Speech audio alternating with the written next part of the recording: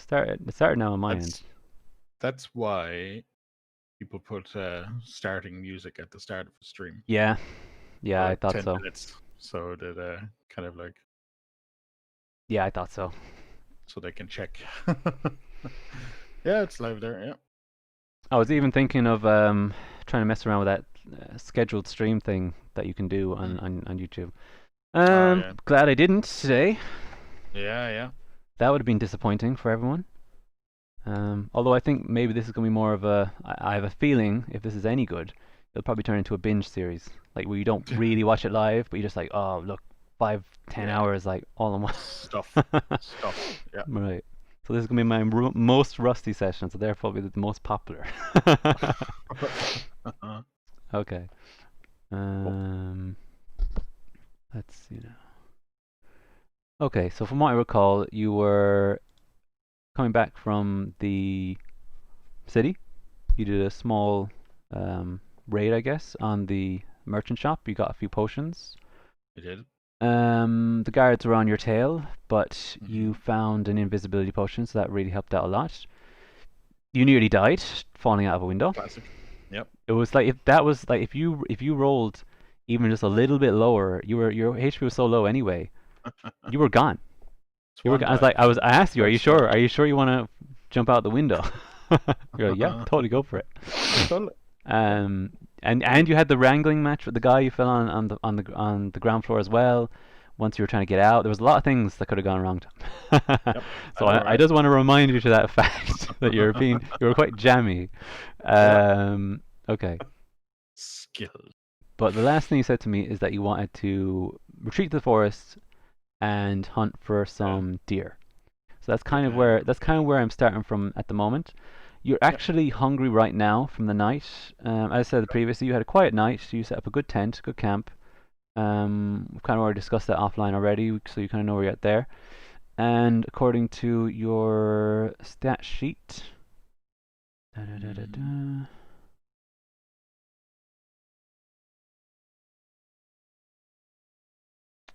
don't see it offhand, but you have a certain amount of rations already.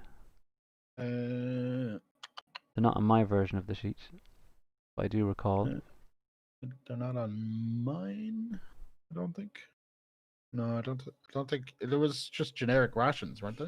Yeah, but there was a certain amount. You see, I think you had about 4. Okay. Okay, so that's what I'm going to give you. You have 4, starting out. I wasn't going to go deep. I don't like going deep into food mechanics, but we're in kind of a survival mode here. And it's probably something I'm just going to automatically track in the background. And if you're low on rations, I might remind you that I might do it that way. So at the moment, you have a little stat symbol over your head, which basically represents hunger, fatigue, that kind of thing. So you're rested, but you're hungry.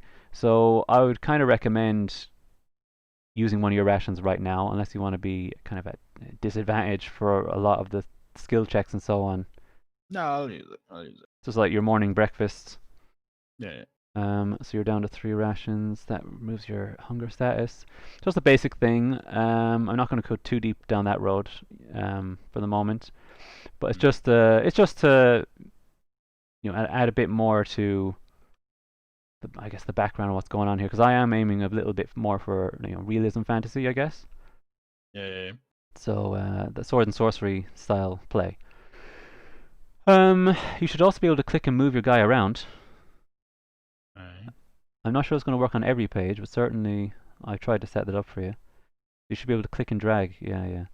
So that's how you can communicate to me. Is before I had to move everything. I don't know if it's going to work on every page, but if it's not working, you can let me know, and I'll try and fix it. Okay. Yeah. So yeah, deer. I need you to make a nature check, I guess. Okay, remind me of the. So what you need to do is roll a d20.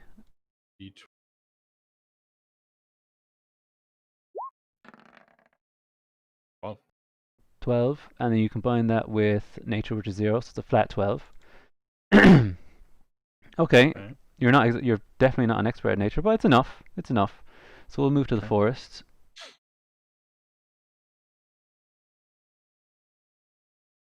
So that should load a new screen for you, and I haven't put you on this screen, so I need to move you over. No problem.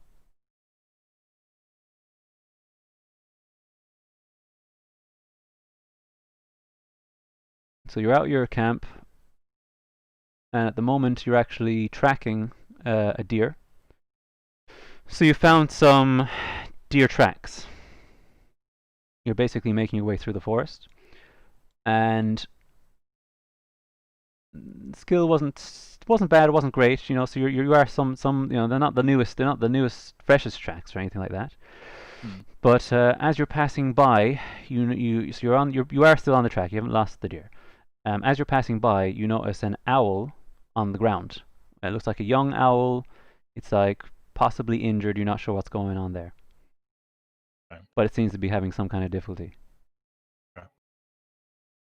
I wouldn't say owls are very appetizing, so we'll just go have a look at them, I suppose. Yes. So you take a look at the owl. He's on the ground. It's clearly a young bird. And it looks basically like it's fallen from its nest, and it has like an injured wing or an injured foot or something. You're not, well, you could do an animal handling check. You'd probably get a better idea what's going on. So Okay. that'd be a D20 roll. Okay. Yes, 17. Okay, yeah. So you've realized that the animal has injured its wing. You've actually got +3 to animal handling. You're quite good at animal handling. You're a bit of a, you're not, you have no bonus to nature, but you're quite good at animals. So that's something to keep in mind. Yeah, so you realize that the wing is injured, and you also realize that, basically speaking, this animal's going to starve to death if it's left on the ground. And nest is located near the tree. If you can get to the tree, it'll be fine, but you know if you leave where it is, it's not going to survive. Okay. Sure, we'll try for the putting it back in the tree, I suppose. Yeah. And could I get you to roll climbing? Anyway. And what dice do I use for that one? D20 for skill checks. It's D20. always a D20, and then for other things, it's other kinds of dice for damage and stuff like that. But the D20 system is what it's called. So cool, even better. Don't ask me how a company can own a dice, but apparently they do. Apparently they do. 13. 13. Yeah, that's fine. You have no issue getting this up into the tree. So the bird's there, and I need you to roll a perception check, so another D20. Yeah. Okay. Average. Average. Yeah. So you're up the tree, and you feel like you're not alone. Okay. I assume it's the the other owl, the parent. Well, I mean, no. Like that's just a small animal. You feel like there could be something a bit bigger here. Okay. What can I do?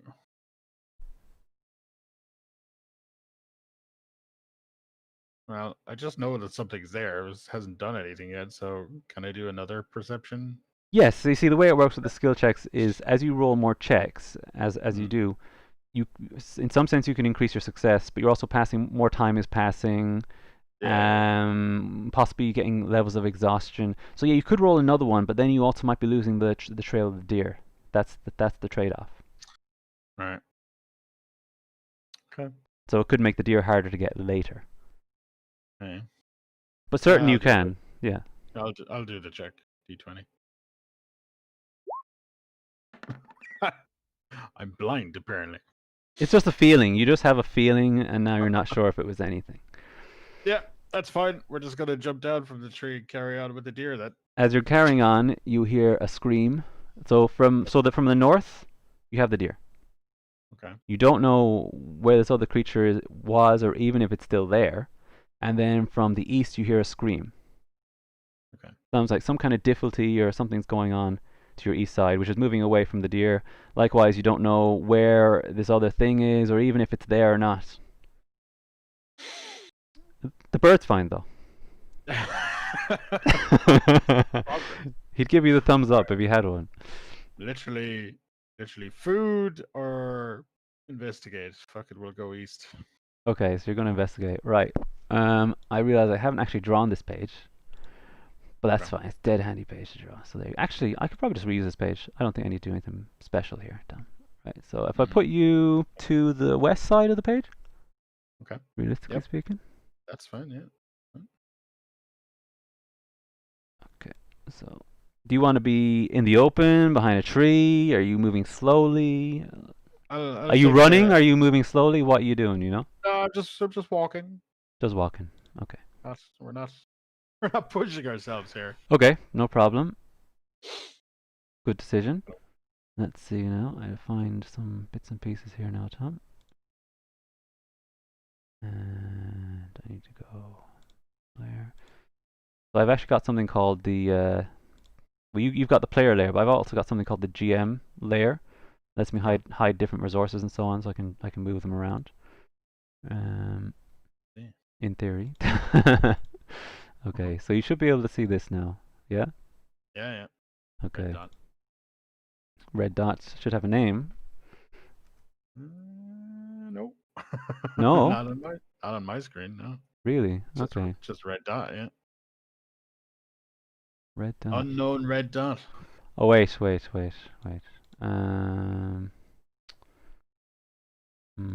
That's weird, no?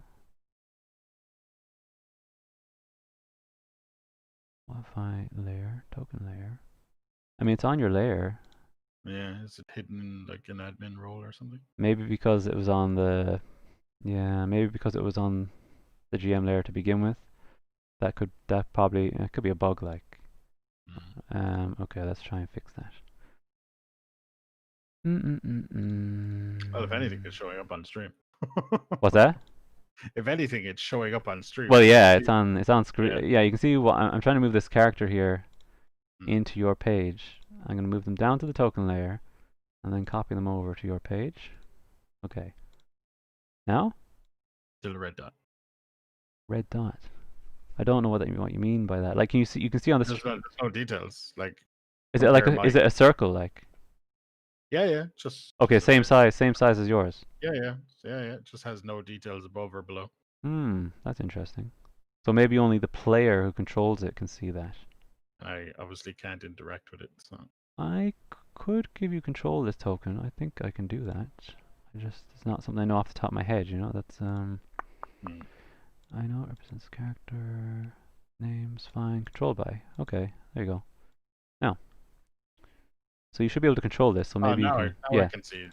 Yeah. Okay, I get it. So basically, it's if I have to give you control. Yeah.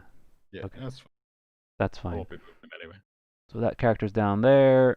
So this is basically the character that. Health? Yeah. Well, you were taking your time. I don't blame you. I will remind you that we don't do death save rolls. When you hit 0, you're dead. More often than not, anyway. Okay. Sucks to be that guy. Yeah. So we have a couple of bad guys. Okay. So essentially, this character was on their own as far as you can tell, and they're being harassed by goblins. Oh, lovely. Yeah. They haven't seen you, and because the goblins are busy, the goblins haven't seen you either. Okay. I assume. Let's see. No, I suppose I could shoot one with a bow and arrow, right? You could. I think you have a bow, do you? Do you have a bow? I do. You I have do? a longbow. Not Yeah, only plus do you. 7. Yeah, I think I've added it into profile. Not only that, you're actually trained in the archery fighting style. So this is also part of the reason you wanted to hunt for the deer, I believe, because you're actually quite good at archery. Yeah, Okay. you could definitely shoot one. Okay. So that's going to be a d20 roll plus 7. Yeah. This. D20. And this is going to be against something called their AC, which is their armor value. I'm gonna take a shot at the north one. Yeah.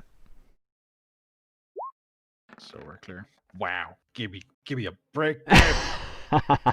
No.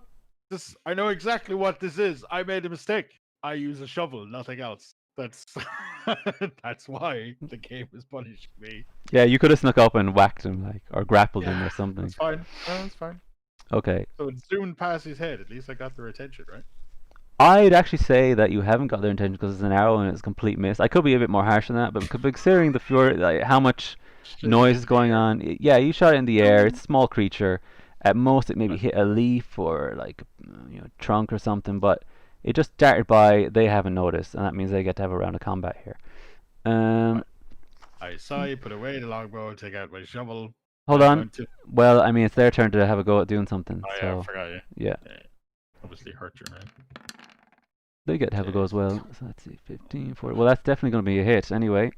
Mm-hmm. Mm-hmm. Yeah, that's not good, Tom. Not good. Not good. Not looking good for this guy. Might as well just go back to the deer. Right. um, You need to do something, all right. Also, you see. Oh no. Okay. I think it's your turn to go. And obviously, this person's attacked as well, so I guess I could roll for their attack. Let's see if they hit or not. Yeah, I'd say they hit with that. Yeah. So one of the goblins is injured, probably the one furthest away. So this guy's injured here, but everyone's doing fine. So you're up. well, time to bring out the old shovel again, I guess. Ah, okay. So are you going for lethal or non-lethal? Lethal. Okay, no problem. So move your character up to where you want to go with this. Okay. And roll your d20. Well, yeah, so it's on your shovel. Because the guys don't see you yet, I'll give you advantage on this roll, which basically means roll 2d20 and take the best result. And another one. I know I could have selected two, but That's a natural 20. yeah. So you're going to do double damage with this, Tom. And the damage for the shovel is 1d4 plus 2. 1d4.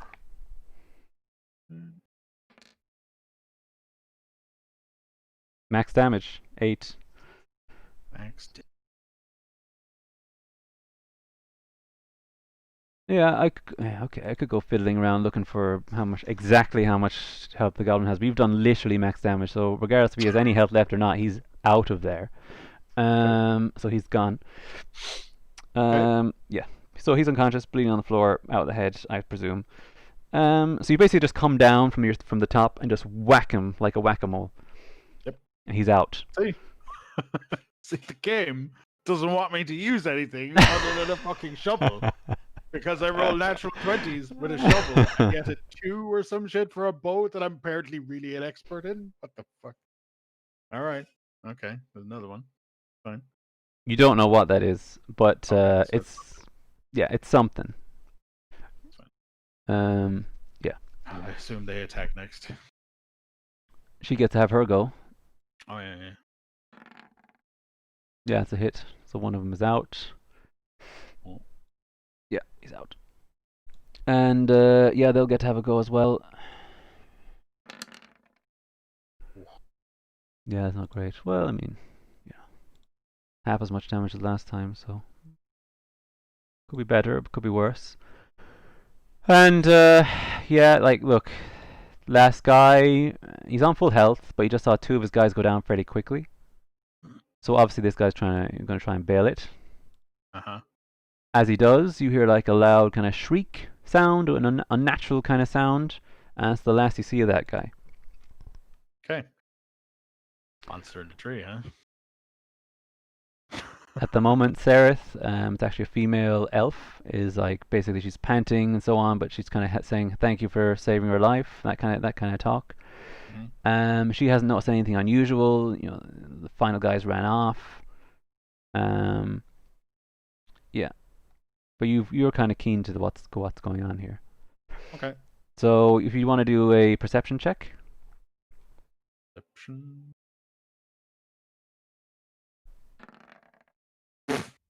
Okay.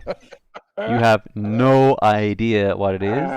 You're not even sure. Maybe it's the wind, or it could be anything. I don't know. It just disappeared, man. It might not even be there. It could just be an there. illusion. Oh god. As far as you're concerned, like it kind of looks like maybe a shadow, but could just as easily be the shadow of the tree. Okay. Just Um, ignored, apparently. Another round of basically combat passes, and nothing changes. Okay, well, think maybe it's possibly time to leave because I don't know what killed the thing, but clearly I can't see it, so I'm not gonna hang around for something I can't see. Okay. Do you have like a preferred direction, or Well, I was looking for a deer, so you want to follow the deer tracks? I assume is she coming with me or what? Yes, Can I I ask? mean yes, of course you can, but considering what you're asking, like very little time has passed. Like Okay. we haven't really had like a 10-minute dialogue. You're kind of talking about like let's get out of here. There might be Yeah. something there, there might not be. So yes, of course you can, but just not a huge amount of time has passed. Like we're talking kind of in the realm of like 30 seconds of time has passed, Okay. Well, a depending on what man you of want to few do. words. Yeah. We're leaving. Okay. Because something died over there, so we're leaving. Okay. So you're taking the eastward direction? I might go back the way I came. Do I have to go back to see where the um the deer tracks were? Right? You would have to go back that way, yeah. Yeah. Let's go back that way. Okay. She starts to go with you a bit. We don't know where this guy is, so I'm gonna put a general. We're still kind of theater of the mind here, so this kind of represents you've traveled. Maybe it's in that area, maybe it's not. And she starts to go with you just because of the panic of what's going on, and then she says like, "Stop, stop, stop! Wait, wait." So Mm-hmm. she tries to explain why she's in the forest on her own, and Okay. essentially she's an adventurer like you, Yep. and she's kind of actually the next generation of adventurers because her mother was an adventurer. She's like the next one. She's actually from the area. She's like, unlike you, she's not as unscrupulous or not as she's not known by the city guard or anything like that. Or, well, they know of her, but not in like a bad way. And basically, in the past, this character called a blackguard, like an evil knight essentially, took a valuable family heirloom from the mother, and time has passed, it's never been recovered, and 20 years has passed. The mother's a bit older now, and she's basically on a quest to recover the missing family sword. Okay. And she knows it's not in the direction you're going. Right. So it's like the blackguard guy kind of disappeared out of history and is presumed to have died. Presumed. Not sure, and she's basically investigating an old hideout where he's meant to be, or possibly even buried. And it's her first time traveling there. She knows of the location. It'll be heading to the west, and you're heading to the east. Okay. So she's kind of reluctant to go with you without a good reason. She certainly would be very interested in, like, helping her out. As you can see, she can see you're a capable warrior. Helped her out, but there's Sure. there's a certain amount of urgency to her quest. She's a bit stubborn, and she's been waiting like 10 years at least to grow up and be old enough to go on this particular quest. Okay. So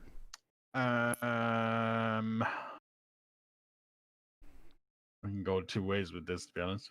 yeah, Um, let's see here. Fine, we'll go find this place that she's looking for. okay, There. no So I problem. suppose back the way. So you're letting the deer go for now. Yeah, I mean I still have rations at the moment, so I can keep going. You're fine. Yeah. I need to throw up Hershey as well, actually. See how she's doing.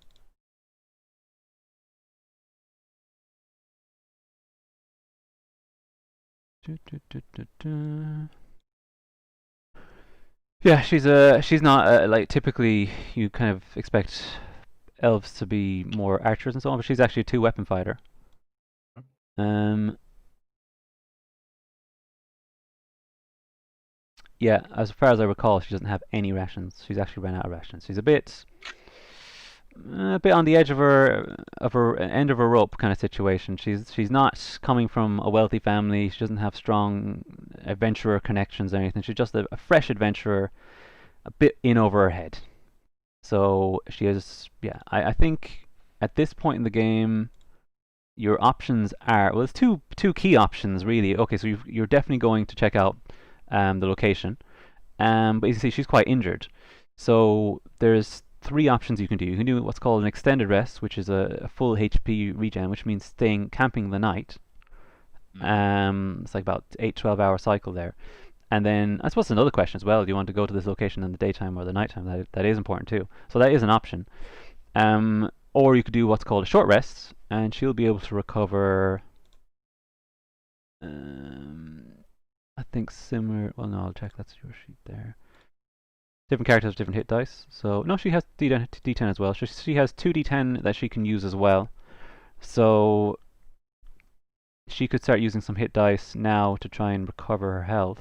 So that would take about an hour. So basically, you could just chill out here for a minute, catch your breath. She can use some dice and try to regen her health. Or you could give her one of your potions. But I would say potions are kind of like, a bit more valuable. They're an instant heal. So there's quite a few options there about what you want to do. You're both agreed to go in the western direction, but should you rest? How do you rest? What time of the day do you want to take on this location? She describes it as like being a small keep of some kind, but at this point in time, more than likely, it's a ruin. Okay. We'll take a short break. Okay, you Short take a rest. short break. Could I get a perception check? Sure. Very good. Not the most perceptive of people here. No. One thing I have been thinking about is that when you have more characters, you get to roll more dice. But I noticed that makes the game essentially easier, right? So I'm still not decided. I'm not sure what way I want to manage that yet. But for now, I'm kind of saying there's one dice for the whole party kind of thing. So I'm even fine if with the one. yeah, Yeah. it makes more sense. I think it's not fair. Like if one party has like 20 people and they just keep rolling. So at most the elf could add like a bonus to that, but that is like so low. Yeah. So yeah, so you're gonna take a short rest. So that means she needs to roll some 2d10 here, or well, 1d10.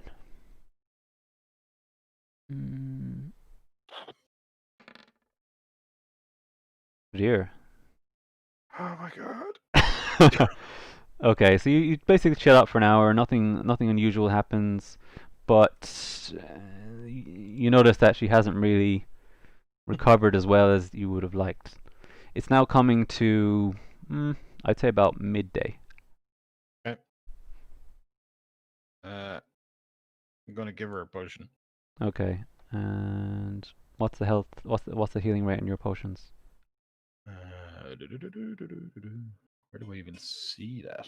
That would be in your character sheet, and it would be in items. I have 2 heal potions. Yes. D6 plus 2. Yeah, they're quite potent. Hmm. I've actually modified it on my sheet to be put down to the standard version.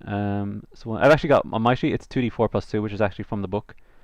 And you have 1d6 plus 2. So I guess I'll let you make a call. What do you prefer? Do you prefer to have? You only have one.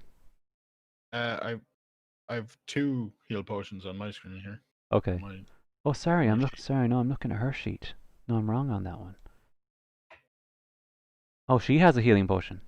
Oh well, get her to fucking take it. Yeah, she's got a standard healing potion. I forgot about that. Yeah. Yeah, because I meant this to be a different person's character, so I haven't. It's been a long time since I've read this sheet. Yeah, she has actually got a standard healing potion. Okay. It was kind of a get out of jail free card for a new player, and she is a new adventurer, so I just need to make a note that she's used her potion. That should cover it though. 2d4 plus 2. Yeah, she should be fine. I think actually you probably want to make a diplomacy check here, Tom. Diplomacy. Do we have diplomacy? What's my diplomacy? Or is that gone now? That might be from a different edition, actually. Sorry. See. Persuasion.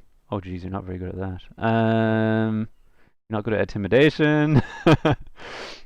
Yeah. Okay. There used to be diplomacy, but it's gone now. Sorry. A man with a shovel is intimidating. Yes. So you can do intimidation. You can do persuasion. Any skill that you think is relevant. Basically, why you're rolling here is because you're trying to convince her to use her potion instead of yours. Because you saved her life, essentially, I'm also going to give you advantage on this particular test. So you will get to roll 2 dice. I think that's fair. But you could also take it from a different skill angle. That's just what I've suggested. I don't know. I don't really have anything other than, I suppose, persuading the person to heal thyself. Yeah, because you've kind of announced that you have heal potion. You could also do deception. Now you're just your charisma is just not great. You're kind of you're an honest guy. You're just a normal person. You're an honest guy. Because you could also say deception, which would be like, oh, I don't have any healing potions myself, that kind of way. But you've kind of given it away a little bit. You know, so she knows that you have potions. Yeah, so this is definitely going to be, yeah. Okay, so I'm just going to say you take yours. Yeah. So what dice do I need for that? A d20. These are all skill checks, so it's a d20. It's a 2d20? So No, one. Oh, yeah, sorry, yeah, 2d20 because you have advantage on this roll. Yeah, that's right. 2 points. 14. Okay. And she'll roll against you. So this is actually a contested roll. 17. Okay. Well, I haven't even checked her bonus yet. Yeah. So her bonus, I'd say she's pretty good at charisma. Yeah, she's not bad.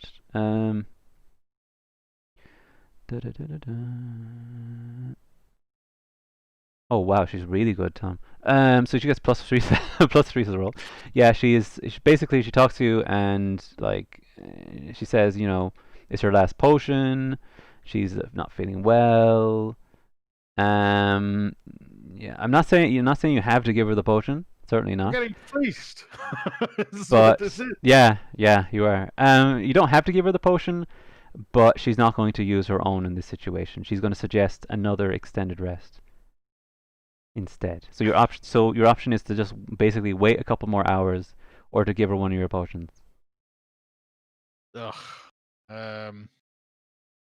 She's not being super cooperative. I saved her life. What the?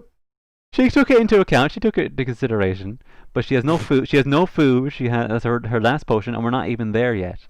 And all like we can just rest. I'm willing to rest.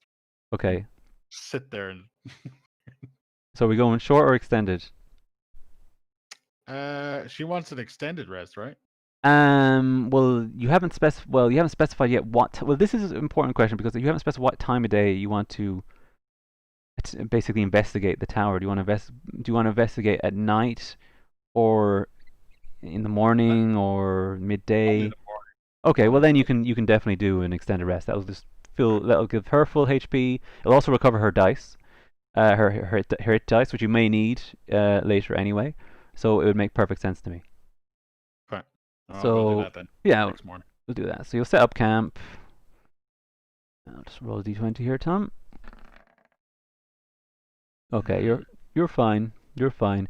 As you're sleeping at night, we're going to use your green tent from before. So you're getting nice and cozy, the two of you, and you hear like crunching on the ground, like crunching of grass. It doesn't sound like. It doesn't seem to be the creature you thought from before, but like some crunching on the grass. And a bit of sniffing. Okay. But there's no immediate danger, and then morning comes. Fine. Perfect. Yeah. Just hug my shovel and roll back over. Yeah. And yeah, she has 18 as a max. We're kind of getting into hunger again. I'm gonna say 1 ration for 2 is fine. You haven't really done a massive amount in my opinion. So 1 ration for both. That puts you down to 2 rations. Deer's looking a bit more interesting at this point, I'd say. Yeah, that's fine. And again, you're kind of new to this thing. If I was you, after what I just said, I would be looking at maybe investigating the camp. As in my camp? Yeah, your camp.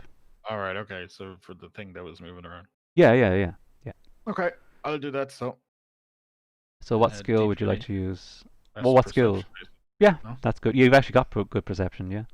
Believe it or not. Believe it or not, I'm pretty perceptive, even though I can't shit. Yes. Okay, so you investigate the camp, and you see that to the north, in the direction of the deer, essentially, all the deer's long gone at this point. You notice what look like a mixture of human footprints and animal footprints, but you can't discern as to how many. Okay. and they also seem to be coming from the direction of the town. Okay. All right.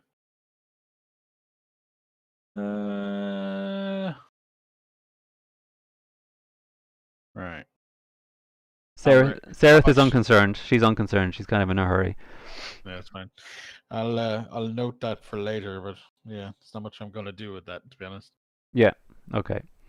Yeah. Other than that, we start moving into the next zone, I guess, and we're attacking. Remind me again. Morning. Morning, yep. Morning time. Okay, I think that was actually a pretty good time to strike. Based on you wouldn't know, but I think overall, yeah, that was probably a pretty good time to strike. Always attack at dawn. Yeah, you're attacking at dawn, basically. Yeah. So I'm going to modify the map. That'll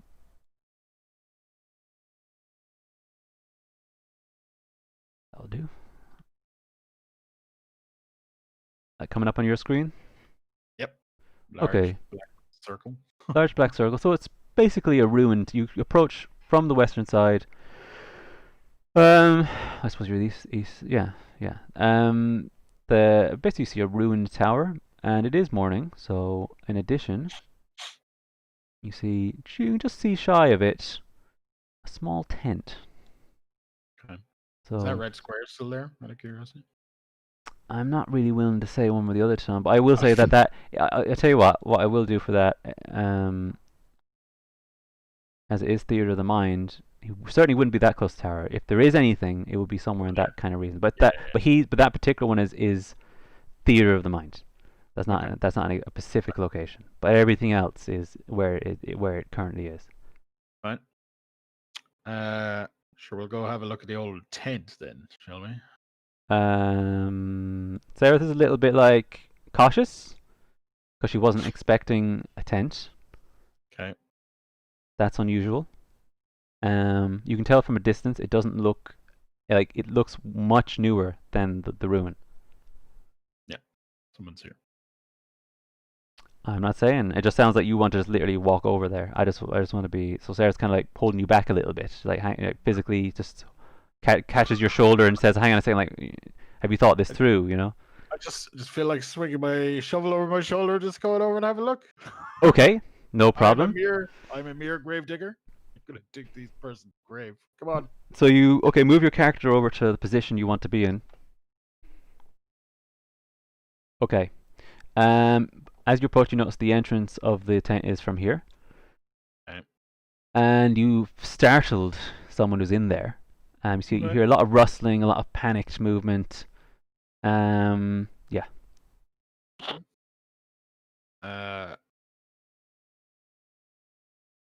Can I suppose, call out to them?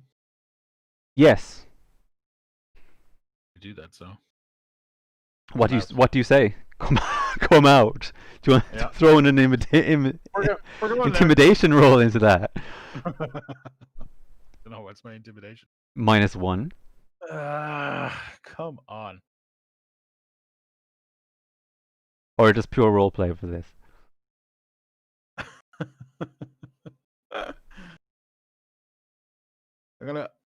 Yeah.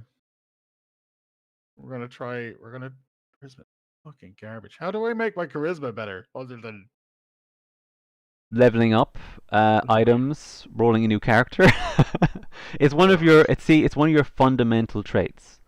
So your constitution is good. You're also a trained archer. You're pretty strong. You've good kind of like survival skills. But you're not super bad in terms of charisma. But you're just like an average guy. You know, your character is generally honest. He's just an honest guy, you know, and likes to rely on his own personal skills as opposed to trying to use his words to get out of situations. He prefers to use his skills, not necessarily in a malicious way, but certainly just, you know, he's more just a self-reliant person. So you haven't spent any real amount of time toning your persuasion skills. So when it comes to a situation like this, you're generally speaking, your motives are fairly transparent. Okay. Yeah. As you're deciding what to do, you have a character kind of rustles his way. He doesn't take the main entrance. He rustles his way out the other side in a bit of a panic, doesn't know what's going on. And you see this individual here, just very disheveled, surprised, wearing red robes, and he's like, "Who are you? What do you want? Get back!" He's kind of just a scrambling of words and of that nature. He's just totally surprised by your at first, like, he thought it was an animal, but once you called out, you've made it even worse. And he's just slowly backing away, trying to create some distance between you and him. He's unclear what's going on. At this point, you can't tell what kind of person this is, because he like, if he did have armor, for example, you've rushed him out of the tent, so you wouldn't know. But all he has at the moment is a red robe, that's visible. Can I do a perception check on him to give him Perception, a glance over? perception, or maybe history, depending on what way you want to go with it. Because it depends on what way you want to look at it. Perception would be for like trying to identify what you're looking at. History might give you a bit more background. I guess perception first, right? Well, I want to see what he's like got on his person, I suppose. Yeah, perception would probably be more. Yeah, plus it's better. It's better than my history, so yeah, let's do that. Let's do it all perception. Okay, plus average. 3. Oh, plus 3. Okay. Yeah. So you see that the red robe. Maybe like a dagger's on the floor. He's kind of he's fumbled that, but it looks like maybe a gold dagger. It doesn't look like a common dagger. It looks like a bit strange, and possibly a staff, a piece of wooden stick, something like that. Okay. He's got a shaved head. No discernible items of armor. Okay. I'm tempted to walk forward and pick up the dagger. It's literally at his feet, though. All right. Okay. So he rushed out of the tent with what he could, and he's still a little bit disheveled. He's trying to put himself together at the moment. Can I tell him to stand where he is? Though my fucking speech is apparently retarded. He wants to know. He wants to know who you are. Nobody.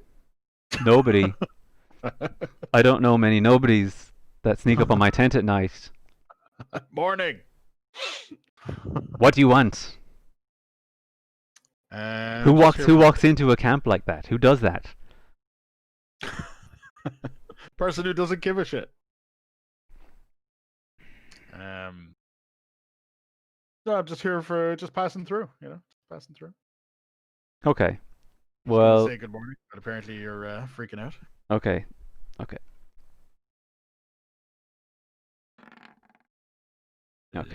So basically, the guy starts to regain his composure, and he's still offended by your nature. You could have said, you could have called out. You could have, I thought it could have been a wild animal or something. But anyway, he claims to be an archaeologist. Okay. And that this is his site, and he's doing some research on the site. Okay. What research? Just historical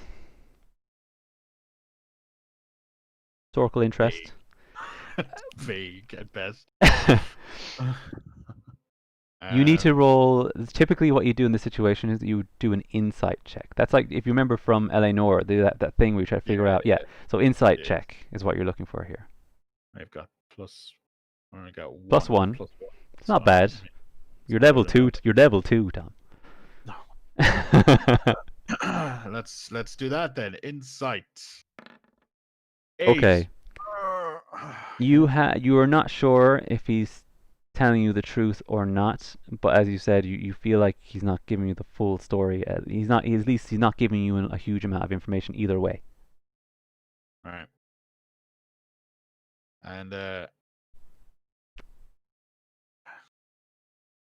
I'm curious to see what's inside in the tent, but I only want to glance in. I don't want to go rifling through the fucking thing while he's outside. I just want to look in the front. So that would require you to move to the front of the tent. What? And as you do that, he kind of moves back nervously with his dagger in hand. And at a glance, you see some bedrolls, like some notes and things. It's very hard to say beyond that, Tom. You're still standing outside. But you Not don't going see you inside. don't well like you don't see anything, like you don't see a glistening weapon or anything of that. Nothing's reflecting its way out. But like some paper, bedroll, you know. Certainly not. There certainly isn't a creature in there. Okay. It's fine. So Good to know. yeah. To know.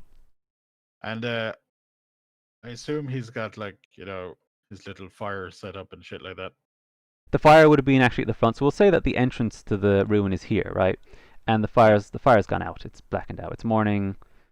He's gone to bed for the night. So yeah, it's just a blackened out. Yeah. Okay. Let's see. It's impossible to convince a man considering I have literally no charisma at all. You could ask Sarah to jump in some way and do a test for you, because what she's got going on is like your weaknesses. She's got very good Arcana, which is important for detecting magic. Okay. Perception's pretty good, and insight is slightly better than you as well. Yeah, there's definitely some stuff you could use there. What So about her charisma? her charisma is +1, so a little better than yours, but really, I guess compared to yours, it's +2, right? So it's better in that sense, but it's not. There's nothing to write home about there. But what is of note is she's got pretty good persuasion, as you already know. Investigation's okay. Arcana could be useful for detecting magic. That's actually one of her strongest points, actually. And she's also got very good perception. Fine, I'm gonna use her persuasion to persuade your man we're not a problem. Okay. Yeah. Considering she persuaded me to. Okay. So, yeah, he relaxes a little bit. He's not pointing his dagger at you as such. It's like, next time call. Like next time, don't be so in my face. And please move on. Like I want to continue my work. I'm gonna let her talk here and explain why we're here. If that's possible. It is possible, but I'm just wondering, would Sarah agree with you on that? Like she's very when it comes to this heirloom, she's very cagey. So if we have an archaeologist here, who is looking to recover items from the site, she knows more than likely it's here. So she just kind of shakes her head back and forth, saying like, "No, I'm not going to say anything." Fine. I'm going to try and persuade your man that I'm also an archaeologist because I have a shovel. Okay. Yeah, why not? Go for it. So this is a persuasion, I suppose, is it? Yeah. Well, you decide. You decide. Oh, God's sake. Everything about my charisma is garbage. Yeah, we'll try persuasion, even though it's -1 and it's going to bite me in the ass. Okay, 16. Okay, that's a good success. So he's relieved to have more assistance to help in the excavation. As he got here first, he claims the site, so he'll lead the excavation essentially. Okay with that. Sarah again is very untrusting of this guy, and she's actually a little bit unsure of you now as well, because she's not sure whose side you're on here. I thought you were helping with her quest. Now you're drawing an extra guy into the story, Yeah. So basically, he's located the main entrance, but he hasn't began exploring yet, or hasn't. Start of the day. He was going to make the start today, and he invites you two to go in first. I'm okay with this. Let's go. Okay, so you're all going to go in together, and he'll follow up behind you. Okay. I assume I have to do like a perception on like the main hallway or whatever the entrance. You certainly can. You come up. Well, I mean, I'll just move you to the front, which is actually where the fire was. So you're coming up there, and you just see like basically a ruined entryway. Looks pretty old. Maybe like maybe 100 years old, something like that. The whole building itself is a massive tower, but a lot of it has collapsed down on itself. There's nothing really of great interest there. But this particular entrance leads down a stairway into the dark. So there's pitch black down there. Okay. Let's see. I have a torch. Do indeed. I wish to throw a torch down into the darkness. Okay. Let's see how many torches you actually have. I have 9. 9, okay. You're getting the swing of it now. Okay, you throw a torch down there. You hear some skittering, like a wild animal. More than likely, afraid of the torch. And you can actually see the bottom of the stairway, and there doesn't seem to be anything there. It goes down about 10 feet, so about, I don't know, 15 steps or something like that. Straight down, you can see a stone, nothing unusual, and as I said, it sounds like the skittering of an animal trying to get away. Okay. A curiosity. Does she have any like? Oh, I don't know how it works. Does she have any like spells or anything like that? It's a good question. For light. Good question. Actually, she has something better than that. She has what's called dark vision, which allows her to see in the dark. Okay. And then also she has Fey ancestry. Don't remember. Think it's magic. I think she has some magic. Don't remember, Tom. Okay. It's not my responsibility to know everything and anything about the player characters. So she has some kind of magic. I don't remember. But she can see in the dark. She doesn't need torches. It would improve her vision if she did, but she doesn't need them. You're a human, so you do need torches to see in the dark. Okay. Well, can I get her to go first? Yes, and that's an automatic success because this is her site. She wants to go in there. This is what she wants to do. Yeah. So she goes straight in, and you lose sight of her. Right. I need to follow her. So you follow in. Okay. I need my torch as well. Yeah. And you can pick up your torch. So you're going to pick up your torch as well, I presume. Yep. Yeah. Okay. So we're going to move on. Is your man following as well? Hard to say, Tom. Hard to say. He did say he was going to follow. Yeah. Oh well. On we go. So you should be moved on to a new scene now, right? Yeah, it's dark. Yeah. The map's kind of in the middle of the thing, so you'll have to scroll it down. Yeah. You should see your character and Sarah there. Yep. And you'll see a red item here. Yeah. So that is the creature, and it's moved further, and it's gone through here. Although I'm not saying more than that because you've just came at the entrance. Yeah. Gone into the dark. Yeah. Okay. I said Sarah is moving on, so she's further advanced down the hallway. Okay. And she has discovered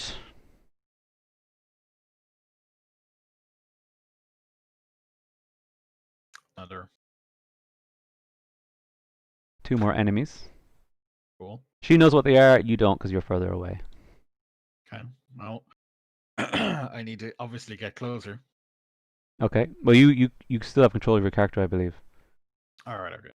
I need to actually increase her health. She's lost the HP here. Okay. So you recognize these as tomb rats. Okay. Not particularly powerful, but nonetheless, not something you want to get swarmed by. Okay. We're probably about, I don't know, 10 seconds away from a combat here. If there's anything else you want to do, you guys are looking at going first, I would say, because it doesn't seem like these creatures have really taken advantage of the situation. No, I'm gonna splat the rat with my shovel. Okay. You'll have to move in then, whichever route you're talking about. This led straight up for Yeah. me here. That's no problem, Tom. And that'll be a d20, which will give you... Oh, wow. He's a skittery fucker, isn't he?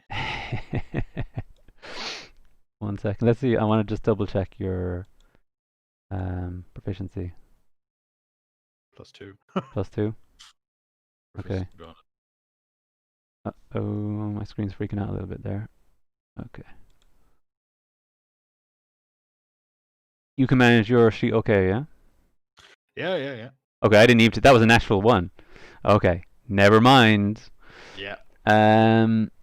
Yeah, essentially you come down with the shovel, he skits around the shovel, jumps onto the shovel, Tom, and now is currently on your head.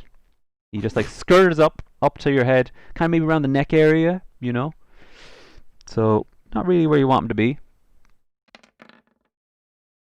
Well, And you're looking at, yeah, he basically starts to gnaw on your cloak or whatever, but otherwise ineffective. Other guy is moving into position. He sees you're like having some problems. He's just moving into position. Sarah's coming up, and she'll go for some damage as well. And that's a miss. Second round of combat, both of you are up. You currently have a character who's on you, so yeah. another one kind of trying to gnaw at your boots. I need to get him off. And my apologies, Tom. But by this point, you should also be able to see. Or no, is that actually on your lair? No. I only see the other one that's skidded off into the dark. But do you see anything else? Like, do you see a golden box there? Oh yeah, up the top. Yeah, I do. Okay, so that's basically an altar. Okay. Of what nature you don't really know. But yeah. So sorry, what you saying? I need to get this rat off my head. Yeah. So what do I even use for that? Swipe at the rat with like my hand or some shit? Yeah, but you could throw in a skill as well. You could even just use your flat proficiency bonuses and create a skill. For example, like if you have a strength bonus, you could say grapple. So like, what's your... Yeah, +2 on your strength. So I would just go flat strength grapple. I mean, to a certain extent, to be honest with you, the predefined skills on the sheet are kind of suggestions, because you can make up your own skills as long as you're deriving them from your base. Yeah, which sometimes you need to do, because so many different situations that can occur. So yeah, that's what we'll go for there. Yeah, so you have +2. So what's your goal here?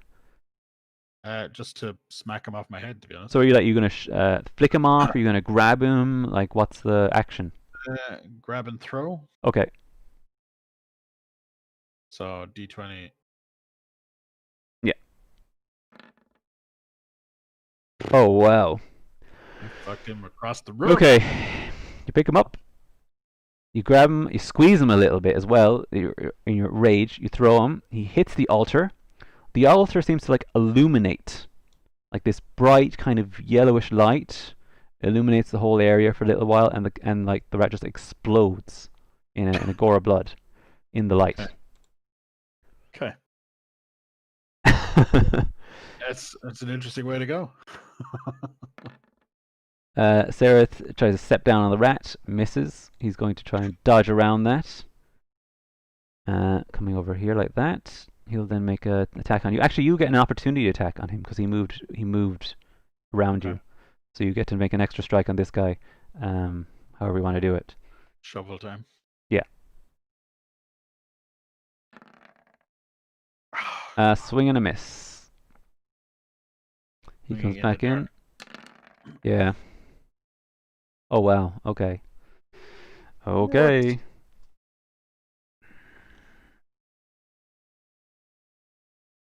Yep. You take 8 damage, Tom. Ow. A rat. You're level 2. But yeah. So basically, as you come down with the shovel, he just really bites in on your finger and he just really gnarls it. Okay.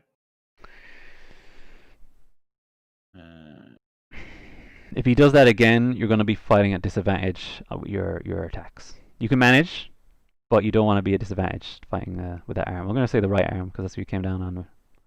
So What's Constitution? Constitution is your physical fortitude, Yeah. like to disease and Okay. maybe even, for example, if you're underwater, eventually you'd be rolling on Constitution for out of air oxygen and such. That's what Constitution is. It's also what derives your HP as well as your class. But anyway. Yeah. She going to attack him? Am I going to attack him again? She already attacked and missed, and you are actually up. Yeah. When it comes, there's actually something in D&D called initiative. And what you're supposed to do, everyone's supposed to roll initiative on their dexterity, and you get into initiative tracker. With my own sort of tabletop background, I prefer more you go I go, because it's just extra bookkeeping and it adds to very little. Either you have the surprise attack, or they have the surprise attack. As far as I'm concerned, it just keeps things flowing. So there's initiative on your sheet. I don't generally use it because it would mean like you go and then he goes and then Sereth goes, and it just gets a little bit messy after a while. But yeah, so you're up.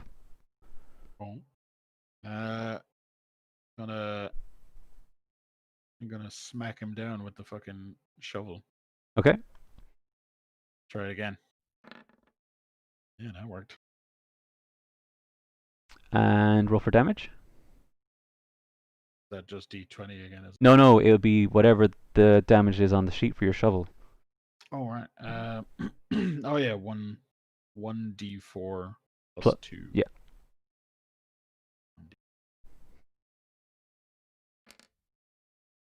Oh, nice. Okay, so he looks badly wounded, and then once again, the altar starts to act a little strange, and he catches like a radiant fire comes around him. It's not a natural fire; it looks like a holy fire, and just finishes him off.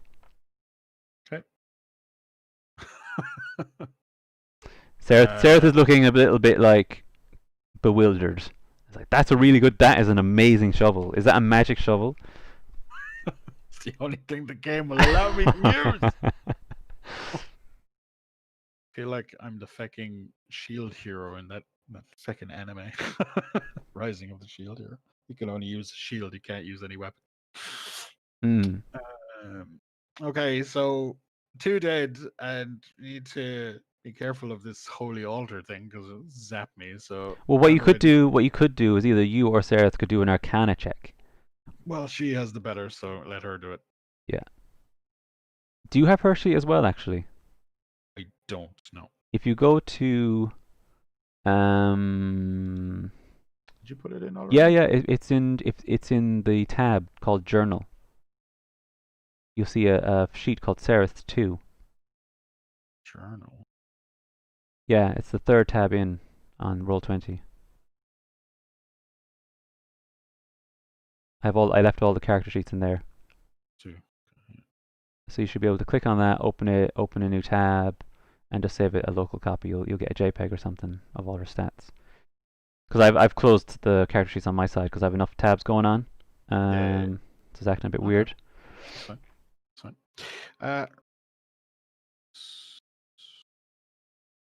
I am keeping track of your used inventory though, for That's later. Fine. Her Arcana is +4, so yeah, she can do that. Okay. Yeah. Hey. Okay. 14. So what she identifies from this essentially is that it looks like a holy altar. It doesn't look like it. She doesn't get any sense of a maliciousness to it. But it kind of suggests that it was there to, I guess, sanctify the area. There's also a deity sitting on top of it, but there doesn't seem to be any magical energy emanating from that specifically. But just the entire altar is definitely magical, and it doesn't seem to be malicious. Okay. Yes, it wiped out two rats. Okay, so there's a little deity statue on it, right? Yeah. Okay. Can I go closer for a look at that? Of course, yeah. I have to roll a perception for looking at it. Well, first of all, where is your character going to be positionally? I'm gonna go like there. Okay. Yeah. And roll perception. Okay. +3.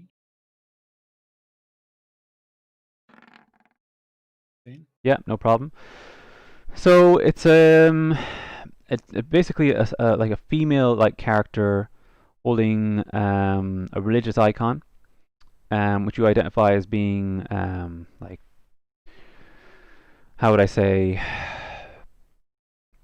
equivalent, kind of equivalent to the Christian kind of religion, where you have the priest who tries to um, prevent possession and that kind of thing. It's like it's a warding religious icon to ward away evil.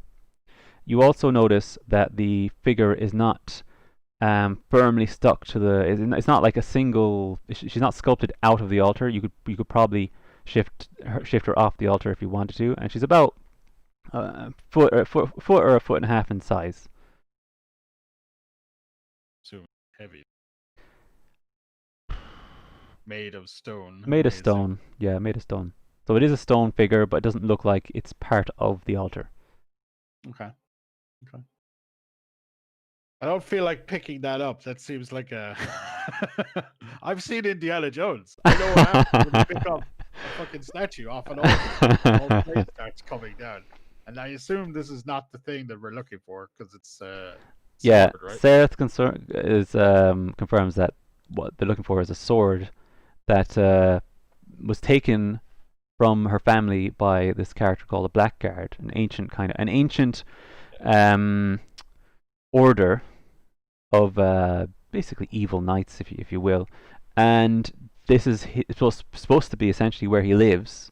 Obviously not anymore; it's in ruin, and she suspects this is where we will find the artifact.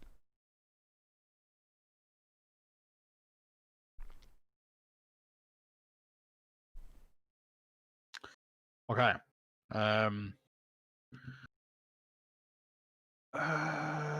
If I touch the altar, will that do anything? I wonder.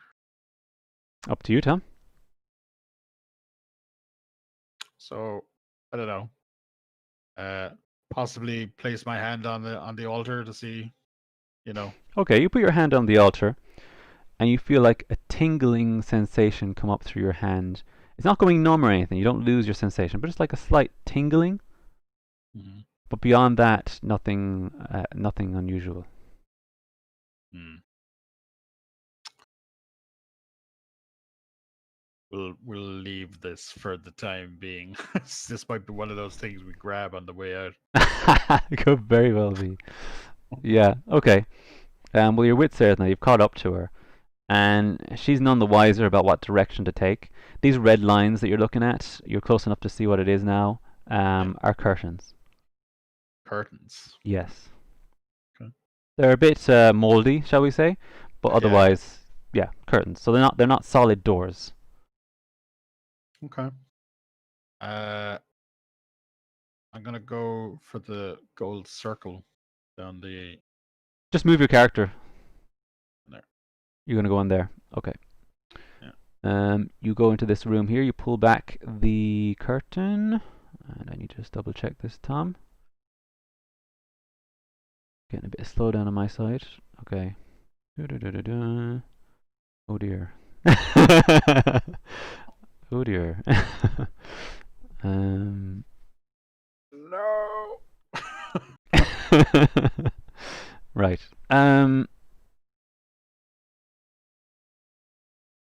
Password.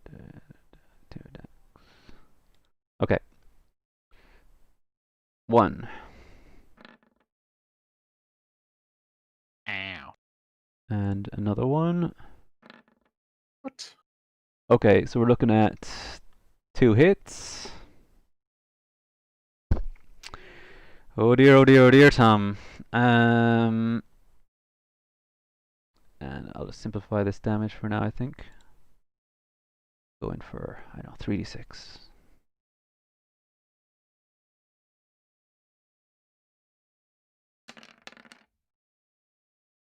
$13 damage, Tom. 13. 13 damage. And you see before you... Let's see if I can get him in position here. See that? Mm-hmm. Yeah. Okay. So you see before you a skeletal figure with a chainmail suit on, not covering his whole body, but it's like like a chainmail coat. Mm-hmm. If they had any clothes, it's evaporated because the whole figure is actually on fire at the moment, and they're holding a sword, which is also on fire and is somewhat illuminated or shimmering. Okay. And they howl at you menacingly, but like in a unnatural way. I'm going to die. I need to back away from this character and let what's her face deal with this. Sereth. Mm. Okay, you might want to move out of there.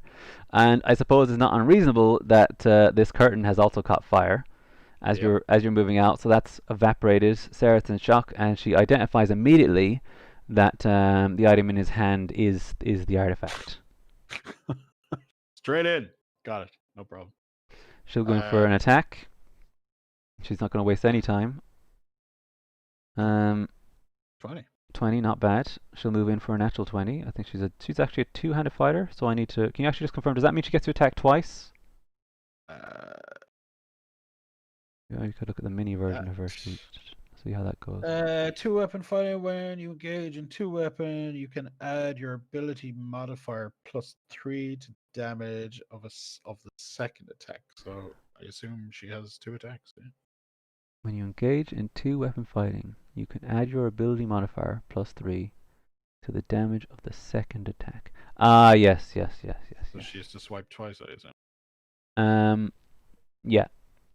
She gets 2 attacks. So the first attack is the critical. +5. +5 damage. Let me think about that for a second, because I know the other attack's an offhand attack. +3 to the damage on the second attack. Well, yeah, on the second attack suggests surely that she's swiping twice, right? Yeah, I'll need to think a little bit more about that later on, but sure, I'll just keep them the same for. I know there's like if it's an offhand attack, she doesn't get the same bonus, but on her sheet they're the same, and that might just be one of her traits somewhere that I'm just not seeing at the moment. So I don't want to modify that. Yeah. But yes, I'm just going to treat them as the same. Maybe I'll use it as a yeah. I tell you what, I'll give her disadvantage on the second attack, but certainly the first attack's coming in hard. Okay. Second attack, 12, and at disadvantage. That's a miss. Okay. Primary attack. How much damage does the short sword do? Attack bonus is +5. 1d6. 1d6 plus 5. Slash. Slash? Yeah, I don't know. It's cut off a bit. Oh, okay, let me just double check that. Let me double check it. Don't know what the slash is. Oh, sorry, slash is the type of damage. So it's slashing damage, like it's a sword. So she's getting 1d6 plus 3. Okay. That's fine, Tom. 1d6 plus 3. So that's 6 damage multiplied up to 12 damage. Okay, not bad. Not bad at all, Tom. And this character is heavily staggered, and he starts to fall back a little bit. He's like, from the force of the attack, he sort of falls back. He looks a bit more ragged, and she's done a very serious gash in some of the chainmail. So the chainmail is actually shattered from one side, and he's kind of reeling from the attack, is the word I'm looking for. Okay. Which puts him actually out of damage for his weapon for the second round of combat. So he'll actually miss a round of combat, which is a good thing because he could have pretty much killed Sarah in one go. Yeah, so that kind of lucks out. Okay. Can I? Let's see. I need to chug a potion. Yeah, big time, big time. You're also an archer, so you don't necessarily need to go in so close, you know. Yeah, well, I still need to chug a potion, or else I'm gonna get swiped somehow. So what I have 1 potion and heal potion D6 plus 2. That's your second potion. You also have second wind, so you could roll a 1d10 for second wind, which would Okay. you can only do that once per encounter. Yeah. And it does, yeah. So you have a choice. Do you want to swig the potion, or do you want to use your second wind, which is your warrior ability? Mm. So I would recommend the second wind. Second wind. Yeah, we'll go with second. It's a free ability, and then you've used it up, and you still keep your potion. Yeah, let's do that. So, you can use a bonus action to regain hit points equal to D10 plus your fighter level, which is what? Fighter level. 2. 2. All right. Okay. D10 plus 2. Yeah. That's fine. Let's do that. D10 plus 2. Oh, God. 6. Okay, so if you want to just click on your character there, you can just type in the red bubble. Do you actually have enough control to type in +6 into where the 3 is? Is it? No, sorry, what did you roll? But 4 plus 2. 4 plus 2 is. Ooh, okay. I wasn't sure. I was like, what? How much? So I have 9. Fair enough. Yeah. So if you just open up the bubble, you can type in +9, and you'd be good to go. I did, yeah. Okay. I need to chug a health potion. Yeah. It's the only option here. Yeah. Second wind sucks ass. The second time it's fucked me up.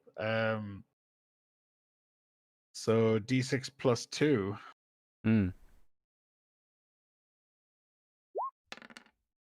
5. Okay. You're killing me here. So That's your 2 potions used up. You've no more potions, I believe. did I use my second potion? I didn't give her a potion. Oh, you didn't give her a potion. No. We You did the stayed. same, right? No, you're right. Sorry. No, you're right. Yeah. I can go check the video later on. Say, hang a second, where'd that third potion come from? But yeah, no, you're. As far as I know, that is. Yeah, you did an extended rest. Yeah. Okay, well, I'm not going to die in one slash, I imagine. So He's very powerful, Tom. He actually has. I can tell you right now, he actually has a double attack with a flaming sword, and he's on fire as well. So just even being near him is dangerous. okay. Yeah. Let's try. Let's try the longbow again. Whilst you're doing all of that, I'd say your turn has passed. Okay. So Sarah's going to come in for another attack. Okay. I'd say she'd even be suicidal in this particular situation.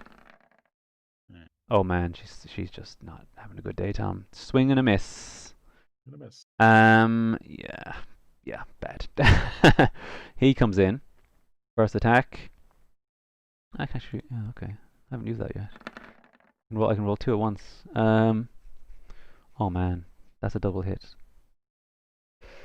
And I'll stick with before. I'll stick with 3d6. That worked out fine last time. So 3d6. 11 damage. Damn. Okay. Yeah. So yeah. Basically, Sereth is on fire at the moment. So for that reason alone, because she's very stubborn, I don't think she would move away for any other reason. She's going to run out a bit. I'm not doing that to protect the character. It's just I don't think she would stand there on fire. So she's kind of running back to a position where she feels safe. She's trying to put herself out. Mm-hmm. Yeah. Okay. Death guard guy is going to move up quite slow. And as he moves further in front of you, you can see that the fire of his body is actually starting to affect him. He doesn't seem as solid. Some of the the bones and the ligaments so on are actually starting to char from the flame he's under. Okay. And he threatens you with basically saying like, "Leave my tomb or you shall die." To which I respond, "Go to hell," and pick out my arrow. Yeah. I'm gonna shoot this guy. Let's see. I got longbow. That's 1d8 +7 +3. The attack bonus +7, but the +3 for the shot. Yeah. Well, +7 is the bonus to your dice. Okay. I've included the bonus already in that number. All right. Okay. Just yeah. Okay, so that's a D8. You need to roll. You need to roll a D20 first. See if you hit him. No, damn it. I'm not going to count that. So go D20 instead. +7 though, right? The attack, yeah. Yeah. Let me think about that for a second. Math hard. No, that's a hit. You do hit him. You do hit him. Yeah. Okay. Damage. Now the D6 or D8. Boom. Okay.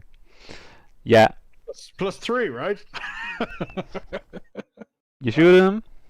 You damage him, and actually the arm that isn't holding the sword comes clean off, falls to the ground in ash.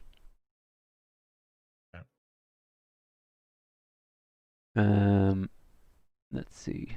Sarah's turn. I don't think she's liking this. She's gonna swig that potion she has. What's the effect of her potion? Her potion. 2d4 +2. Can you roll that for me, please? Yeah. 2d4 +2. That's 5 +2. 7. 7. Okay. That's not bad. It's doubling her health. Nice. She might only slightly die. Only slightly. Okay, this guy's coming in, and I believe he's already lost an arm. I'm gonna say his one attack. I mean, he's looking pretty bad. Okay. It's not that bad. He's hit. 1d6 +3, 6 damage. Okay, okay. I'd say she survives that, no problem. That's -6.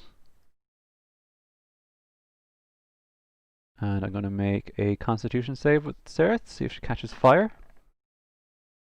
And what's her bonus? Her Constitution. Her Constitution -1. Okay, she's on fire. Fine, she could run back a bit, right? Yeah, she can run back. 6. Ouch. Ouch, Tom. Oh no. Not like this. Okay, she's out. She dead? No, she's on 2. She's 2 health, and no potions left. You're definitely reaching the limits of your ability here. And you've only explored half of this area, but you did kind of stumble into the big bad's room, you know. Yeah. So, I think you're up to shoot, Tom. Unless I'm mistaken, it's your turn to shoot. Okay. Because he's attacked. Yeah. Let's see. Wrong one.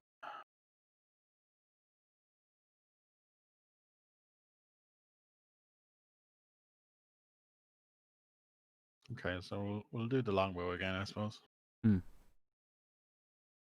20, 15. Damage. 7. Oh, a nice hit. Damage. Then my 1d8 +3. That's 10 damage. Wow. Okay. You shoot the bow. Easy hit. The arrow goes right through his eye socket, taking the head with it, clean off his shoulders, and smashes against the wall. He's now staggering around blind, flailing the sword. Okay.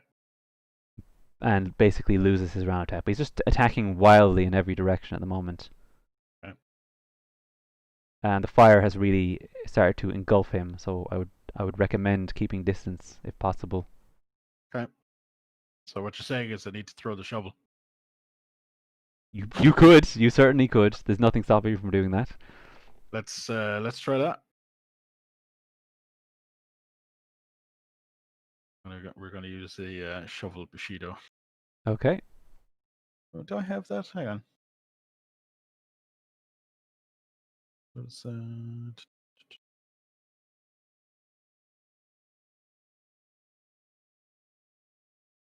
Oh, no, I thought I saw something there. As his skull hits the wall, actually, as it shatters, he laughs maniacally, Okay. like a madman, and it echoes Yeah. around the chamber.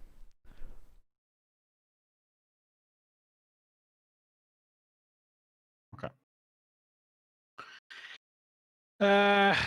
Yeah, we're gonna use the shovel. Okay. Oh. Yeah. Throw. That's That's a 9. 9. What's your bonus with that? +4. Oh, +4. Yeah. Okay, yeah. Yeah, you come in with a swing. You're throwing it at him, right? Yeah, just throwing it at him. Oh yeah, it embeds in his rib cage, takes away one of the legs, stumbles, crashes to the floor. Right. Done. The whole area is on fire, and the sword is there, but it seems to be unharmed by the flame. I assume I can put out the fire, right? Well, you could try, certainly. Also, I mean, the floor is cold stone. There's no curtains or anything nearby, nothing flammable nearby. It's probably going to go about on its own reasonably quick. Okay. All right. Just leave it there for a second while. You guys are trying to recuperate. So Yeah. yeah, that's out. Sarah's not really doing much at the moment. She's a bit intimidated to approach. And yeah, eventually it just simmers down, and you've got this sword sitting there in the colds of this guy's remains. Okay. I take my shovel back and I pick up that sword. Okay, can I get a Constitution test?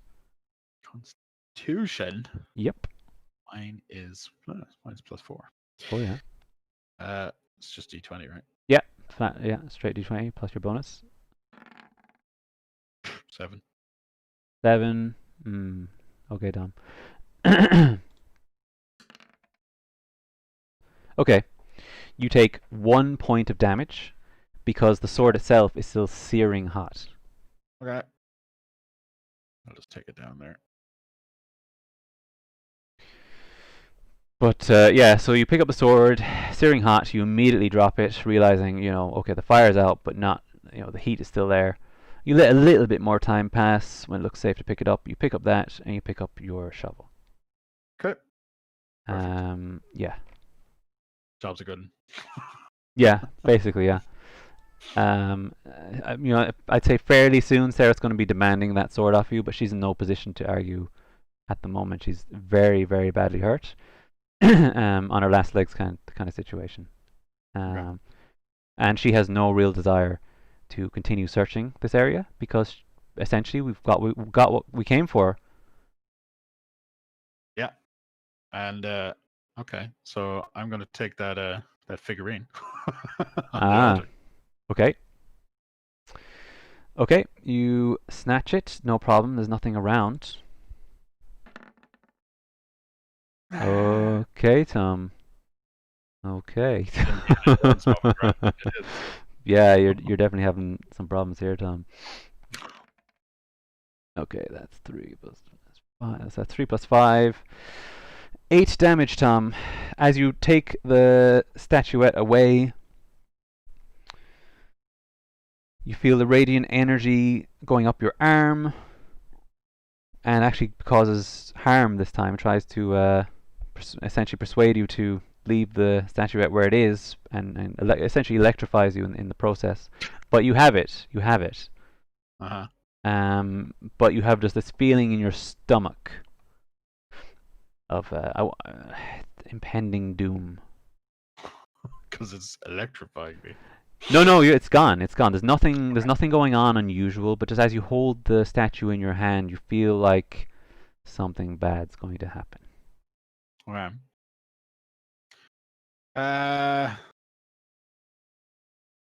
Damn it! I really want the statue. Logs in a museum.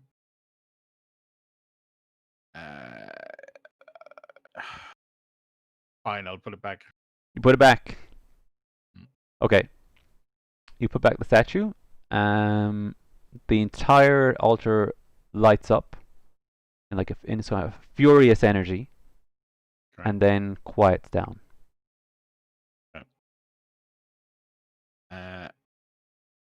That's fine. What about I kind of want to explore that circular room, considering your man is now dead. Or Yeah, actually, no, yeah, yeah. I can't search him. Is he completely burnt out? Oh, he's completely charred. I mean, you can search him, but all we're looking at here is because he was on Yeah. fire. Any garments he had would have been destroyed. Any items, all that remains is basically a damaged chainmail, and it's old. Tom. It's very old. Okay, trash. Yeah, at this That's fine. stage, at this point. I mean, it may have had some historical relevance, but at this point, it's so badly damaged. By the time you get it anywhere, it'll be done. I'll have a look at the circular room there. Okay, move your character into position. Okay, you look at the circle, and what that is actually like these glyphs drawn in a circular pattern on the floor. Right.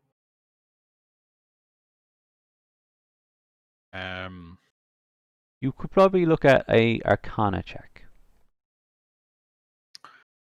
It's my Arcana, which is a 0. Nothing wrong with the 0. There's a straight No. D20. Straight D20 it is. We'll do it. So 6. 6. Not a lot. Okay, you don't really glean any more information from this. Well, it's time to leave. I would recommend that.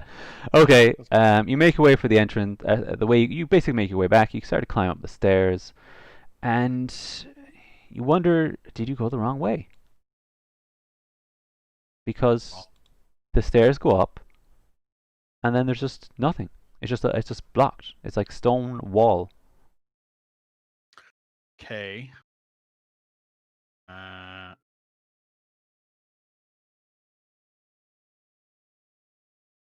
You take a closer look, and it looks like a part of the wall maybe has collapsed or something of that nature.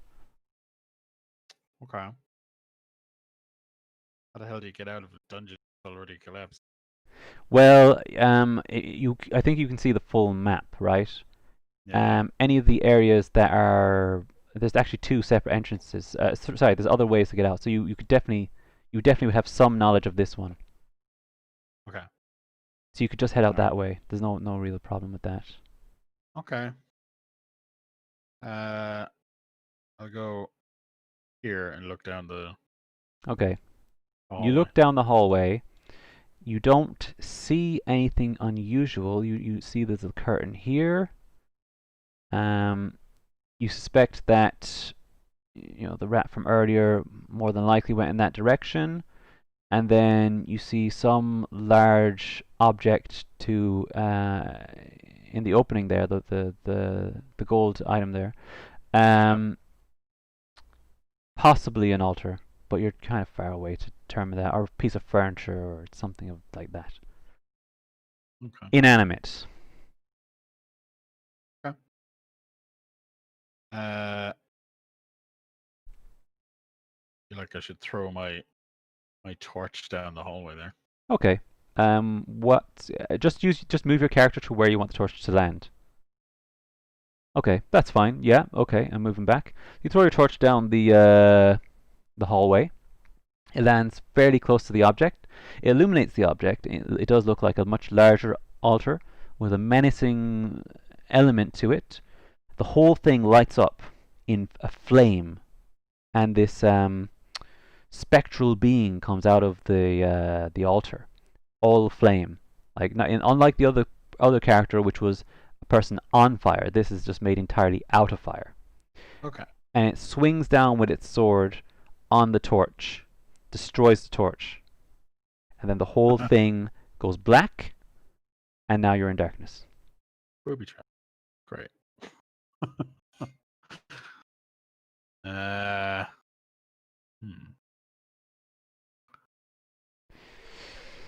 So yeah, you might at the moment you can't see anything, Tom. It's pitch black. Sarah can still kind of see around. She's got dark vision, so she's okay. Can gonna light up my torch again. I have 8. Yeah, second torch basically. Yeah. Mm-hmm. Okay, it's fine. We're back to normal. Let's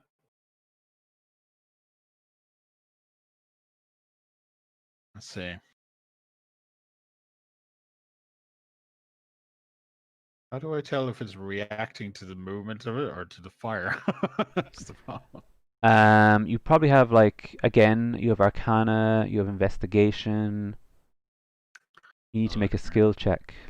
My investigation is garbage. My Arcana is Arcana is garbage. Hers is better, so I'm gonna get her to do it. Sure. +4 to hers. Okay. And she says to you, she basically says to you, she's taking a bit of a risk here. Hand me the sword, and then I'll help.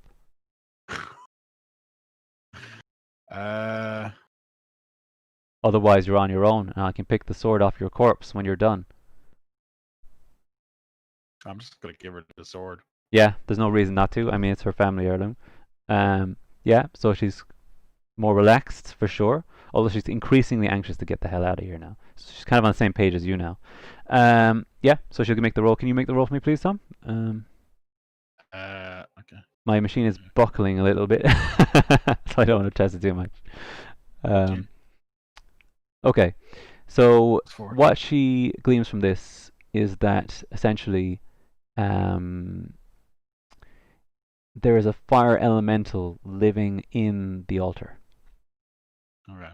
And the magic energy is coming from the altar, but she doesn't sense a magical force anywhere else in the hallway.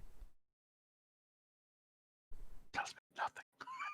Well, no, I mean, well, okay. She just describes a bit more. Then essentially, what she's trying to say here is that you think it's a booby trap. She's inclined to agree with that, but it's a bit more than a booby trap. There's actually something living in the altar, but there is nothing in the hallway itself that triggers the altar.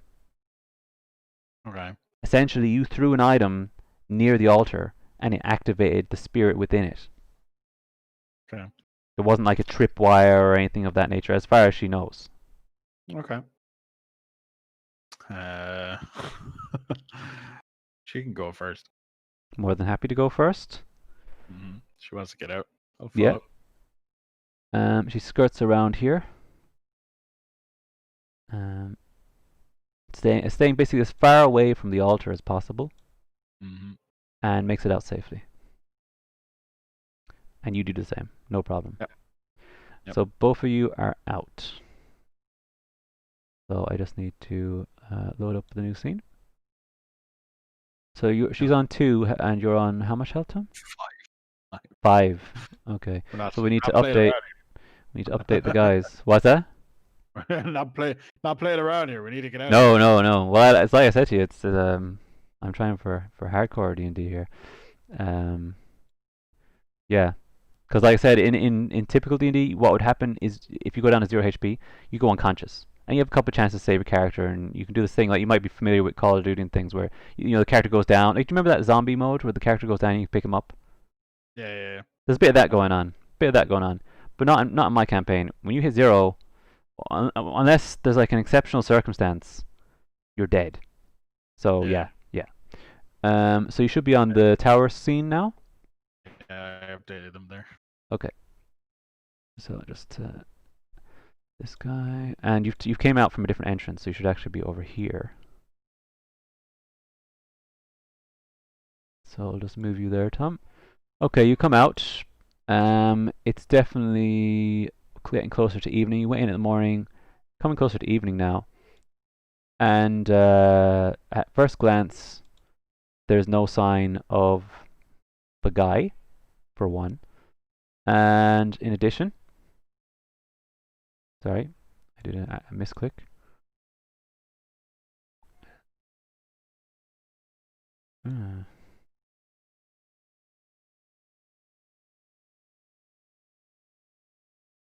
Okay.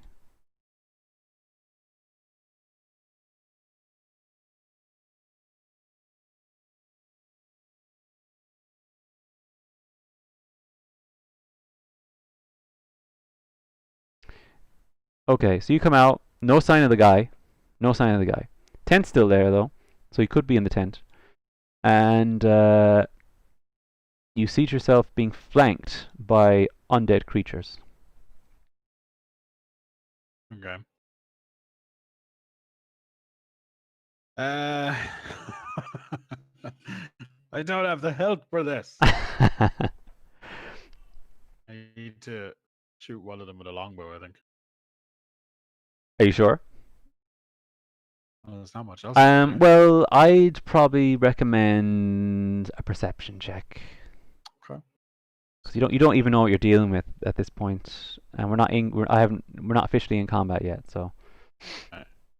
Perception of 17. Okay. Plus 3. Well, that's a 20. Give Okay. it to me. All of it. Basically, it's a shambling zombie. A freshly raised corpse. You're not sure where they came from because, as far as you were concerned, you didn't see anything like this when you were here. They look different to what was inside the tomb in terms of dress and appearance. Also knowing that they're zombies, they're shambly, Tom. They're slow, so you feel confident you could outrun them. Okay. So there's no strong unless you really want to engage these. You don't have to. And also, I want to point out that I've only shown what you can see in terms of like there's a large ruined tower here. So both of your characters have the instinct here. Being zombies, there could be a lot more. This is just your line of sight, if you will. Okay. I'm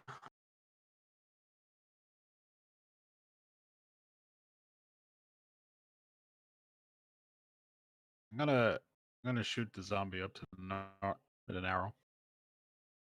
Can I ask an honest question now? Why are you not booking it?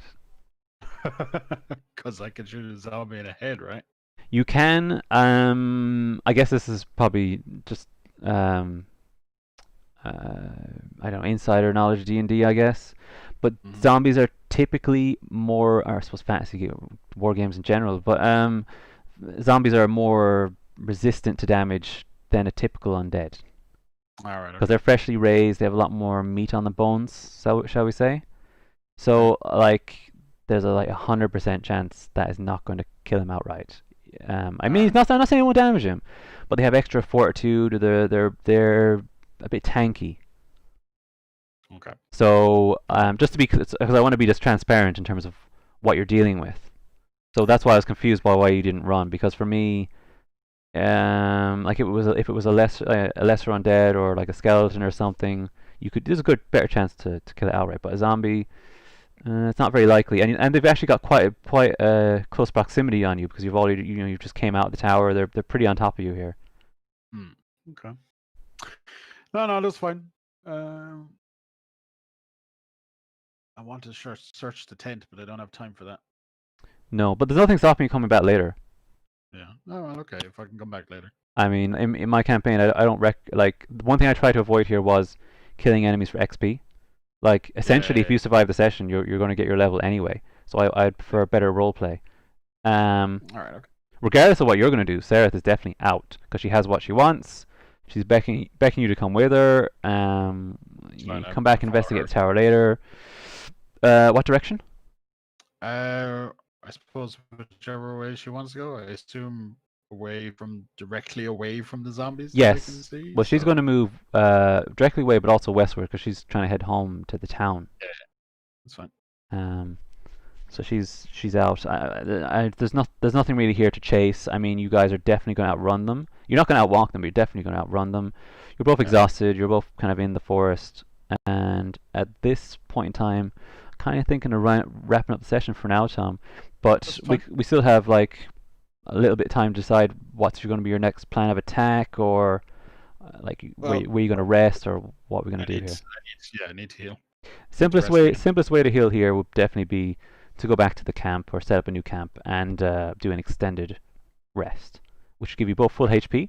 It's not going to solve the lack of potions problem. Like, Sereth has no potions. You have one? Yeah. I have one left, yeah. Yeah. So, okay.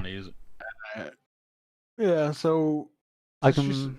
you stated she wants to go to the town? Okay, well let's Option? move on to the next scene. Let's move on to the next scene because I kind of know where you're at now. So you're going back to the camp, or you've created a new camp nearby on the west. So you're both back, in the tent, low on rations. The deer is gone. Yeah. And yeah, at this point, there's not much to be said at this point, Tom. But extended rest, full HP. We'll Okay. start a fresh morning, you know. Perfect. So hit yourself back to full HP. Right. And at this point, um, you're basically in the tent. We're rounding up the session, and you're both discussing what you want to do. Now, from her perspective, you know, she wants to head home because it's late. She has what she wants. But on the other hand, more than likely you saved her life, and she is an adventurer. So I'm not going to go as far as to say she's indebted to you, but certainly she owes you one, and she's an adventurer anyway, so she's always kind of up for an adventure. And she does have a more powerful sword now, so she wouldn't be against going back there if you wanted to, because she's fresh now. Um, I mean, her original intent was to go home, but like, it's just herself really. Okay. And she is an adventurer. There is no real reason why she wouldn't just join you indefinitely or for an extended period of time. I can't think of any reason why she wouldn't. Because she's basically trying to restore the glory of her family, and that was step one. Step two, Okay. 3, and 4 is going on an adventure, right? So why wouldn't she? We're calling session here, which means both of you are going to level up, so you will have more HP and so on to deal with that threat later on. But yeah, I mean that seems reasonable. Yeah. Right. Um, We'll leave it there. in your dreams in that night, you don't, obviously you're not aware it's there, but in your own dreams, you have this sort of unsettling feeling in your stomach, and you dream of like a storm, like a lightning storm, and each crack of the thunder, you see this like strange figure in the distance, this black figure, which continues to move closer, and then you wake up. Viano Tormente. And on that note, I think I'll call the stream, Tom. That's cool. That's cool. Right. Like End stream. Endo Streamo.